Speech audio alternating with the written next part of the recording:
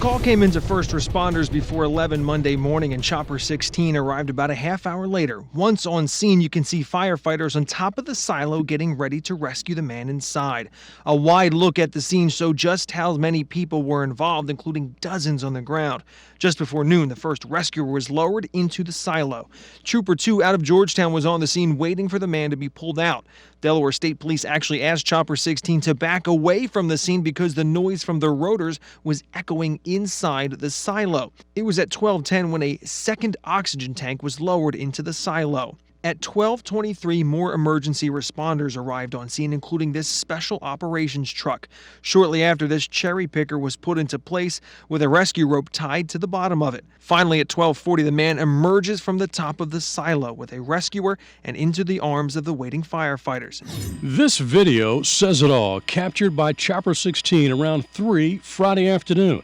A woman trapped in her car, sinking in a retention pond near Woodbrook Medical Park in Salisbury. She moved to the back seat, trying to keep herself above water. Within minutes, 2 Salisbury firefighters with an inflatable boat get to her and manage to pull her to safety. Taking a look at Washington College from Chopper 16, an initial alert went out just after 6:30 this morning. That alert said there was a gun threat. 20 minutes later, another alert announcing the school was closed until further notice, and everybody on campus was told to stay where they were. And that, by the way, will continue throughout tonight. Evening activities are canceled. Police are keeping a presence on campus, but officials say there has been no evidence of a direct threat against individuals or the school as a whole. This was the scene from Chopper 16 around noon. Just 30 minutes prior, police responded to this farm on Sneathen Church Road in Wicomico County. When police arrived, they say they found an adult male face down in a watermelon field. Police have not determined a cause of death yet, but from Chopper 16, we saw what appears to be injuries to the man's head. Hey, Jimmy, it's really an exciting day out here in Accomack County for anyone who lives here or those who are visiting for the 90th annual Pony Swim, something organizers have been putting together for months now. Taking a live look from Chopper 16, this Pony Swim could happen any moment. This morning, organizers say this year the swim is going to take place between 7 a.m. and 9 a.m., much different than last year, which took place around noon. Now, as you can see, the ponies right here, they're just waiting patiently to cross over the Assateague Channel, where a lot of spectators are currently lined up waiting for the swim to take place. Right now, as we pan across the channel here, you can see many charter boats, which I'm told is the best seat really in the house, but those seats have to be reserved months in advance. If you look just beyond them, you can see a lot of the people who've come out to witness this huge event, a world-famous event. 50,000 people, I'm told, are expected to be in attendance to this pony swim, again, that's going to take place possibly at any moment. Up, up, and away. 15 hot air balloons of all colors, shapes, and sizes took flight at Easton's 4th annual Great Chesapeake Balloon Festival. One of the most unique attractions was Peanut the Elephant, standing at 100 feet tall with a 49-foot trunk. From balloons to skydivers to even a balloon burner cook-off, the festival puts the fun in fundraiser. In fact, it's the biggest moneymaker for the Talbot Paramedics Foundation.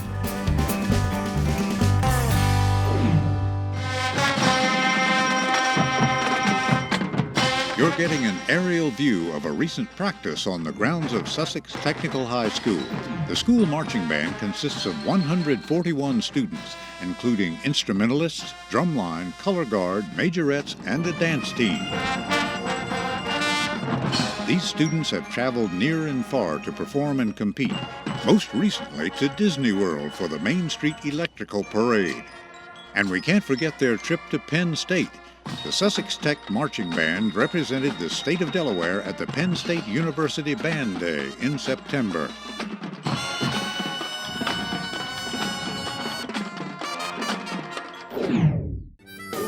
The track's story starts back in 1969 with the opening of Dover Downs, designed to accommodate both horse racing and motorsports events. A 15-year expansion of the facility was the first of its kind for a NASCAR track. 1995 was a turning point for the Speedway as a bit of concrete turned it into NASCAR's first concrete-paved superspeedway. With the new surface, racing became cleaner, faster, and more competitive. It wasn't until 2002 that the Dover Downs title was lost and it became officially known as the Dover International Speedway. A flying mattress may have been the cause of an accident this afternoon in Sussex County, sending one person to the hospital. Chopper 16 flew over the scene around 12:15 today. This was on Vines Creek Road, otherwise known as Route 26, just east of Helms Landing Road in Dagsboro. Delaware State Police say a mattress, you see it right there, was in the bed of a pickup truck, flew out of the truck and landed in the westbound lanes, just as a Kia Sorento was approaching. Now, the Kia swerved to avoid it, but ended up going into the eastbound lane where it sideswiped the Ford Mustang you see right there. Now, the driver of the Mustang was taken to the hospital for non-life-threatening injuries. The driver of the pickup received several citations after this crash in Sussex County. The spooky music is out, and that means just one thing.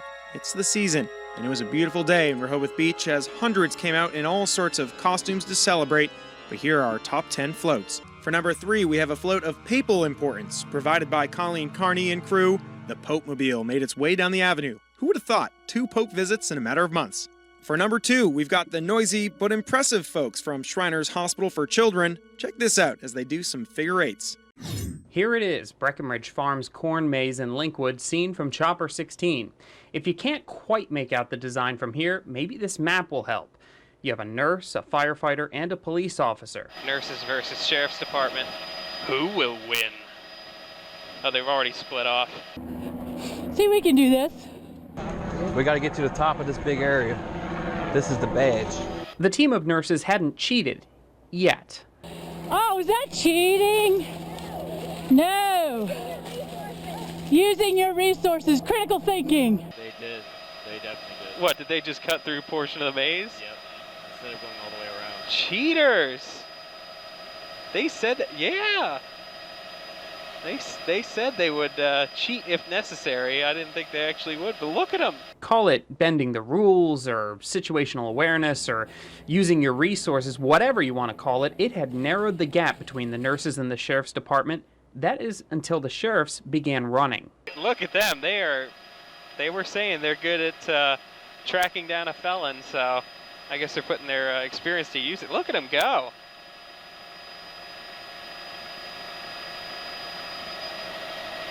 I think they just, despite the fact our nurses might be cheating a little bit, I think they've opened up their lead there. Look at them go. Our nurses kept using their resources. Well, the bridge is over there. Let's just bust through the cornfield. Sorry, Tyler, you didn't hear that. From up here, it looks nice and easy, but down there, everything looks like it could be a possible way to get out. Uh-oh, I think we're backtracking. Just through the corn, the sheriffs had found the light at the end of the tunnel. Oh, yep.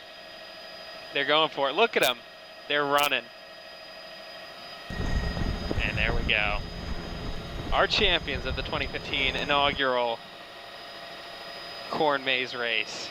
Dorchester County Sheriff's Department. You'd have to be bird brained to say catching an emu was easy. They can run up to 30 miles per hour. Check out this video from Chopper 16. Guys from Three Palms Petting Zoo in Clayton are in the red truck. They've been a big part of the emu capture effort. And that's our primary concern, is getting the bird safely. Importantly, this isn't the petting zoo's emu.